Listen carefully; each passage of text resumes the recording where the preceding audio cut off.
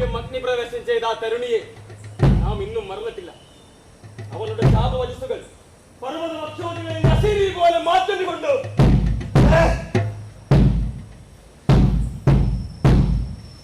അവളെ മോഹിക്കാതിരിക്കുന്നവൻ പുരുഷജാതിയിൽ പെടുന്നില്ല. അവൾക്ക് സമാനമായി പിന്നീട് ഒരുവളെ മാത്രമേ നാം കണ്ടതുള്ളൂ. അവളാണ് സീത, ലക്ഷണമൊത്തവൾ. അവളെ വേട്ടത് ആരുമായിക്കൊള്ളട്ടെ, ആ കൗസ്തുഭം ലങ്കയ്ക്ക് മാത്രം ചേരുന്നതാണ്.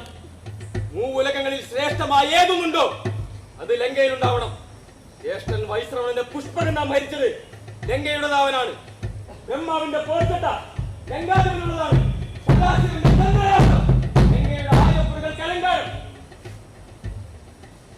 ഒന്നേ ലങ്കയ്ക്കില്ലാതുള്ളൂ, കാമധേനു. വരുണലോകത്ത് വെച്ച് കണ്ടു, വിളിച്ചു, വന്നില്ല. സമ്മതമില്ലാതെ വന്നാൽ ഫലമില്ലാത്തതിനാൽ ബലാൽ കൊണ്ടുവന്നില്ല. മറ്റെല്ലാം ലങ്കയ്ക്കുണ്ട്. സമസ്ത സൗന്ദര്യങ്ങളും സൗഭാഗ്യങ്ങളും സമ്പൽ കോടികളും. സീതയും ലങ്കയ്ക്ക് തന്നെ വേണം. സ്ത്രീജിതനല്ല, ശ്രീജിതനാണ് രാവണൻ. സ്ത്രീത്വം വിളങ്ങുന്നല്ല രാവണൻ നേടും. അത് ലങ്കയ്ക്ക് അലങ്കാരമായിരിക്കും. രാക്ഷസ വംശത്തിന് അത് ഈടുവപ്പായിരിക്കും.